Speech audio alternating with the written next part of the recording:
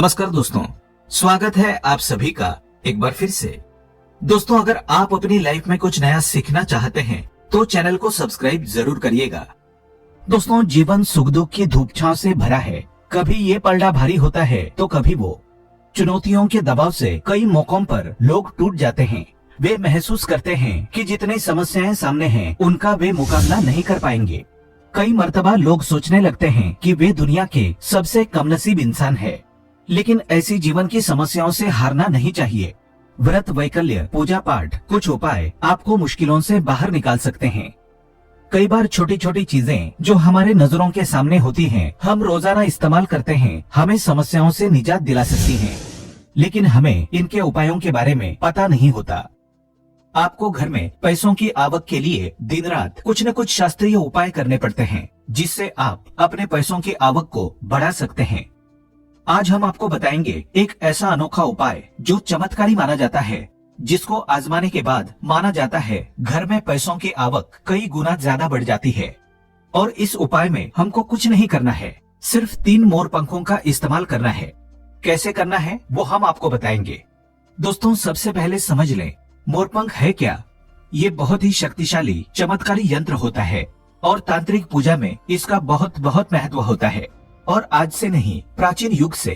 आपको पता ही होगा, जितने शास्त्र हैं, ग्रंथ हैं, वास्तु है, ज्योतिष शास्त्र है, सभी में मोर के पंख को बहुत इम्पोर्टेंट स्थान दिया जाता है। हिंदू मान्यताओं के अनुसार घर में मोरपंख का प्रयोग करने से अमंगल टल जाता है। विशेष रूप से कहा जाता है कि मोरपंख से दुरात्माएं पास नहीं आती। मोरपंख को भगवान श्री कृष्ण ने अपने मुकुट पर स्थान दे सम्मान दिया। वास्तु के अनुसार मोरपंख घर से अनेक प्रकार के वास्तु दोष को दूर करता है और मोरपंख सकारात्मक ऊर्जा को अपनी तरफ खींचता है। जो ऋषि महर्षि थे, उन्होंने मोरपंख की कलम से ही बड़े बड़े ग्रंथ लिखे हैं। मोरपंख की उपयोगिता बताने लायक नहीं है, क्योंकि आयुर्वेद में भी इसका अच्छा खासा महत्व होता है। और शास्त्रों के अनुसार संध्या नाम का एक असुर था। स्वर्ग पर उसने आधिपत्य कर लिया था, देवताओं को बंदी बना लिया था। तभी भगवान ने असुर को मारने की एक योजना बनाई और योजना के अनुसार सभी देवी देवता और सभी 9 ग्रह एक मोर के पंखों में विराजित हो गए। इसके बाद मोर बहुत शक्तिशाली हो गया। उसने संध्या असुर का वध कर लिया। तभी से मोर को और भी पूजनीय और पवित्र माना जाने लगा। आगे बढ़ने से पहले आपसे रिक्वेस्ट करते हैं कि वीडियो को लाइक जरूर करिएगा, दोस्तों को शेयर कर दीजिएगा, और अगर आपने अभी तक चैनल को सब्सक्राइब नहीं किया है तो चैनल को सब्सक्राइब करके बेल आइकन जरूर दबाइएगा। दोस्तों, सिर्फ ऋषि मुनि और राजा महाराजा ही नहीं, बल्कि भगवान श्री कृष्ण के क्या कहने। आपको भी पता है कि कृष्ण कन्हैया को मोरपंख बिना अधूरा माना जाता है। उन्हें मोर मुकुट बंसी वाला कहा जाता है। उनके मुकुट में मोरपंख के बिना वो कभी रहते नहीं थे। इसका कारण भी ये था कि बचपन से ही उनकी माता ने उन्हें मोरपंख धारण करवाया था, क्योंकि मोरपंख से कालसर्प दोष दूर होता है और श्री कृष्ण भगवान को कालसर्प दोष था। दोस्तों, सिर्फ हमारे धर्म में ही नहीं, बल्कि एशिया के बहुत सारे देशों में मोरपंखों को आध्यात्म से जोड़कर देखा जाता है। क्वान यिन आपने सुना होगा। वो प्रेम, प्रतिष्ठा, धीरज और स्नेह का सूचक है। और क्वान यिन में भी मोरपंख की बहुत महत्ता बताई गई है। जब हम बौद्ध धर्म की बात करें तो माना जाता है इसमें मोर अपने सारे पंखों को खोल देता है, इसलिए उसके पंख विचारों और मान्यताओं में खुलेपन का प्रतीक माने जाते हैं। जब हम ईसाई धर्म की बात करते हैं तो मोर के खूबसूरत पंख जन्नत के दरवाजे के बाहर अद्भुत शाही बगीचे का प्रतीक माने जाते हैं।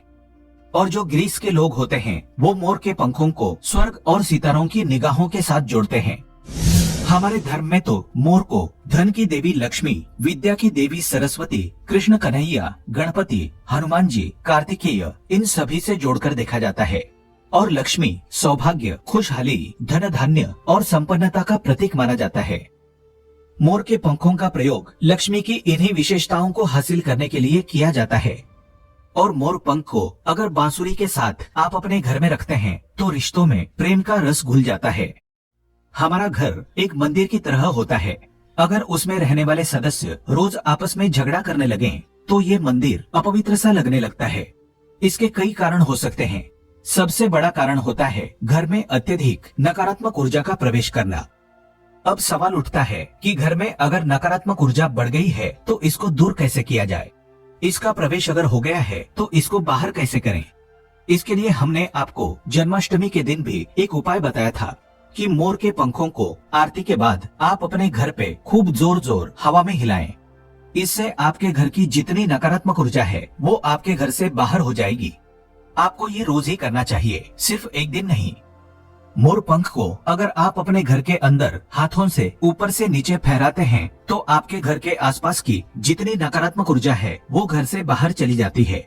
और जिस घर में सबसे ज्यादा सकारात्मक ऊर्जा होती है वहीं माता लक्ष्मी का प्रवेश जल्दी होता है। इसी बात को ध्यान रखते हुए आज हम आपको बताएंगे कि घर में वो कौन सी 3 जगह हैं जहां पर आपको मोर पंख जरूर रखना चाहिए।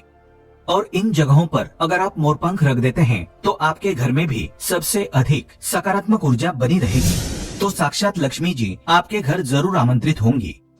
आप किसी भी शुभ दिन मोर का ये पंख लेकर के घर के किसी ऐसे स्थान पर सबसे पहले लगा दें जहां पर आने जाने वाले लोगों की नजर सबसे ज्यादा पड़ती है। असल में मोर का पंख नकारात्मक ऊर्जा को अवशोषित करता है, यानी कि एब्जॉर्ब करता है। इसलिए आपको इसको ऐसे स्थान पर लगाना चाहिए जहां ये सभी को नजर आए। मोर के पंख के ये उपाय न सिर्फ आपको बल्कि आपके घर के सदस्यों के जीवन में भी सुख और समृद्धि जरूर लेकर आएंगे। ये उपाय आप अपने घर पर किसी भी शुभ दिन से शुरू कर सकते हैं। और दोस्तों, अभी तो गणेशोत्सव का माहौल चल रहा है। ऐसे में अनंत चतुर्दशी के पहले, गणेश उत्सव पूर्ण होने के पहले आप अपने घर पर अगर इसको लगा देते हैं तो माना जाता है ये कमाल का उपाय होता है। प्राचीन काल से आज की बात नहीं है ये, बहुत सालों से भगवान की प्रतिमा के आगे वातावरण को पवित्र करने के लिए, सब जगह वशीकरण के लिए, कार्य सिद्धि के लिए, भूत बाधा, रोग मुक्ति, ग्रह दोष, वास्तु दोष, सभी के लिए मोर पंख बहुत ही यूजफुल माना गया है। खासकर जो स्टूडेंट्स होते हैं उनके लिए तो ये रामबाण का काम करते हैं। जो कहते हैं सरस्वती माता के उपासक होते हैं या फिर विद्यार्थी होते हैं, वो पुस्तकों के बीच अगर अभिमंत्रित करके मोरपंख को रख लें तो पूरा लाभ उठा सकते हैं। अगर आप मंत्र सिद्धि करते हैं, तांत्रिक पूजा आदि करते हैं, तो उस जपने वाली माला को माना जाता है मोर पंखों के बीच आप रखते हैं तो आपकी मंत्र सिद्धि बहुत ही जल्दी होती है। घर के सभी अलग अलग कमरों में मोर पंख लगाने से घर का वास्तु बदला जा सकता है। एक मोर का पंख हमारे जीवन की दिशा बदल सकता है।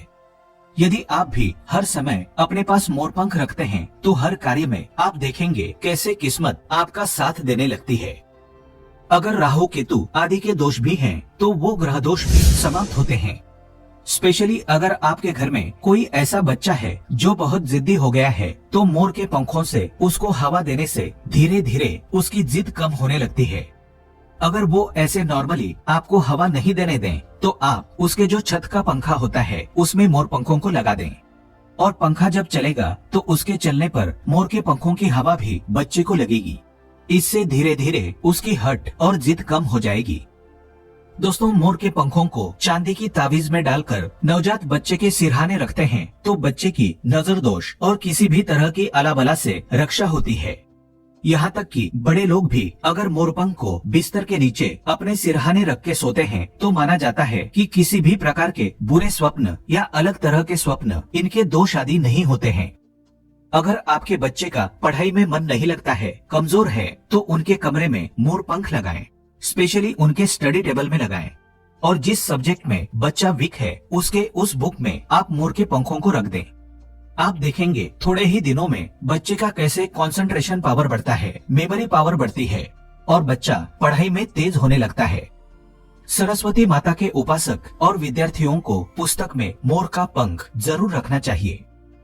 दोस्तों, ये तो हुई बच्चों की बात, लेकिन जब बड़ों की बात होती है, कई बार हम बहुत सारे काम हाथ में ले लेते हैं। काम होते होते लास्ट में रुक जाता है या लंबे समय तक अटकाव आ जाता है, काम बढ़ता ही नहीं है। तो ऐसे में यदि आप अपने घर के बेडरूम के पूर्वी दक्षिण यानी south east corner of the house है, उसमें मोर का पंख लगाते हैं तो आपके अटके हुए कार्य पूरा होने के योग बनने लगते हैं। घर में अगर पैसों की बरकत नहीं होती है, धन आता है रुकता नहीं है, तो इसी कोण में यानी दक्षिण पूर्व कोण में आप इसको लगा देते हैं तो घर में बरकत बढ़ती है। और अचानक कष्ट जो आते हैं या एक्सीडेंट जैसे अचानक जो प्रॉब्लम्स आती है, उन सब से आपको मुक्ति मिलती है। आप चाहें तो आपका जो घर है या फिर दुकान की जो दक्षिण पूर्वी दिशा है वहाँ पर मोर का पंख स्थापित करते हैं और व्यापारिक स्थल में अगर आप इसको स्पेशली स्थापित करते हैं तो आपके घर में कभी भी पैसों की कमी नहीं होती। आप चाहें तो अपनी जेब में या डायरी में मोर का पंख रखें, इससे भी आपको राहु दोष प्रभावित नहीं करता। और मनचाहा पैसा कमाने के बाद भी अगर पैसा नहीं टिकता है तो आपके घर के साउथ ईस्ट कॉर्नर में मोर पंख जरूर लगाना चाहिए। एक और फायदा होता है मोर का पंख घर में लगाने से, वो ये होता है कि घर में अगर आपके आसपास सांपों का डेरा है तो माना जाता है घर में सांप प्रवेश नहीं करता, या किसी घर में किसी मेंबर को काल सर्प दोष है, राहु केतु दोष है, तो भी मोर पंख लगाने से उस घर में ग्रहों का असर नष्ट हो जाता है। क्यों माना जाता है? क्योंकि मोर और सर्प में शत्रुता होती है, अर्थात सर्प शनि तथा राहु के संयोग से बनता है। और यदि मोर का पंख घर के पूर्वी और उत्तर पश्चिम दीवार में या आपके जेब और डायरी में रखा जाए तो राहु का दोष कभी उसको परेशान नहीं करता है। घर में सर्प हो, मच्छर हो, बिच्छू हो, इस तरह के विषैले जंतुओं का भय नहीं रहता। अब 3 कोने कौन कौन से हैं जिसमें आपको मोर का पंख रखना चाहिए ताकि आपकी आमदनी 10 गुना बढ़ सके। पहला मोरपंख आपको घर की अलमारी में या तिजोरी में रखना है। आप घर में जिस स्थान पर सबसे ज्यादा पैसा रखते हैं वहीं पर मोरपंख भी आपको रखना चाहिए। इससे आपकी तिजोरी में धन बढ़ने लगेगा, साथ ही साथ इससे पहले से रखा हुआ धन धीरे धीरे खर्च होगा। आप खुद देखेंगे आपकी सेविंग बढ़ने लगेगी, बरकत बढ़ने लगेगी और धन की इनकम दिनों दिन बढ़ती चली जाएगी। दूसरा मोरपंख आप अपने घर के मंदिर में रखें या घर के ईशान कोण यानी north east corner of the house में रखें, या फिर जहाँ पर आप घर में भगवान को रखते हैं वहीं इस मोरपंख को रख दें। चाहे तो आप मोरपंख का बंडल बनाकर रख सकते हैं, या फिर आप चाहे तो श्री कृष्ण भगवान के मुकुट पे इसको धारण करा सकते हैं। और रोज आप जब भगवान की पूजा करते हैं उस समय इस मोरपंख की भी आपको पूजा करनी चाहिए। इससे आप देखेंगे पैसों के मामले में किस्मत चमक जाएगी और धन आगमन के नए द्वार आपके लिए खुलते चले जाएंगे। तीसरा मोरपंख आपको कहाँ रखना है? आपको अपने बेडरूम में बिस्तर के नीचे रखना है। ऐसा करने से आप जब बेड पर सोएंगे तो आपके अंदर काफी सारी पॉजिटिव एनर्जी आती है और आपको अच्छे से सोचने में और काम पर फोकस करने में मदद मिलती है। आपके जीवन में सफलता तो आती ही है, साथ ही साथ पैसों की आवक भी बढ़ जाती है। आप इसको कैसे लगाएंगे? अपने बेड का जो गद्दा होता है, चादर लगाते हैं, उसके नीचे आपको मोरपंख बिछा देना चाहिए। उसके ऊपर चादर लगाएं और फिर उस पर आपको सोना चाहिए। आप यदि अपने घर के मुख्य द्वार पर 3 मोरपंख लगा लेते हैं, और दोस्तों ये जो गणपति विसर्जन होने वाला है अनंत चतुर्दशी को, उसके पहले आप ये छोटा सा काम करते हैं। वैसे क्या करना है? 3 मोरपंख ले लें और एक छोटी सी भगवान गणेश की प्रतिमा को मुख्य द्वार पर स्थापित कर लें। आप चाहे तो चित्र भी स्थापित कर सकते हैं। अगर आपके पास गणपति देव की प्रतिमा नहीं है या आप अफोर्ड नहीं कर सकें तो ऐसे लगा दें। आप देखेंगे जिस घर में आप रहते हैं उस घर का वास्तु दोष दूर हो जाता है, साथ ही साथ किसी की बुरी नजर भी आपके घर पर नहीं पड़ती है। दोस्तों कुछ लोग अक्सर कहते हैं कि ऐसे गणपति देव की प्रतिमा लगानी चाहिए कि मुख्य द्वार के आगे और पीछे सेम साइज की गणपति देव की प्रतिमा होनी चाहिए। आपको हम बता दें ऐसा कुछ भी सच नहीं है। ये सिर्फ एक भ्रांति है जो कुछ साल पहले फैला दी गई थी कि जहाँ भी मूर्ति लगाएं गणपति देव की, वहाँ पर आपको आगे और पीछे गणपति देव की सेम साइज की मूर्ति लगानी पड़ती है, क्योंकि गणपति देव की पीठ में दरिद्रता का वास होता है। ऐसा कुछ भी नहीं है। गणपति देव उतने ही पवित्र हैं आगे से जितने पीछे से हैं, इसलिए कभी भी मन में किसी प्रकार का वहम विचार ना करें। हमेशा गणपति देव की एक प्रतिमा आप अपने मुख्य द्वार पर लगाएं। आप किसी भी राजा महाराजा के महलों में जाकर देखिए या किसी भी प्राचीन इमारतों में जाएं, सब जगह एक ही साइड में गणपति देव की प्रतिमा लगाई जाती थी। कोई भी अंदर की ओर प्रतिमा नहीं लगाते हैं, इसलिए अपने घर के मुख्य द्वार पर एक गणपति देव की छोटी सी प्रतिमा लगाएं, उसके साथ 3 मोरपंखों को लगाएं और फिर देखें आपके घर में कैसा माहौल होता है। तो दोस्तों ये उपाय जरूर कर लीजिए। आज के लिए बस इतना ही। दोस्तों अगर आपको ये वीडियो पसंद आया है तो वीडियो को लाइक करिएगा, दोस्तों को शेयर जरूर करिएगा और चैनल को सब्सक्राइब करके बेल आइकन जरूर दबाइएगा ताकि आने वाला नॉलेजेबल वीडियो आपको सबसे पहले मिले। दोस्तों मिलते हैं अगले वीडियो में, तब तक के लिए goodbye and thanks for watching my video.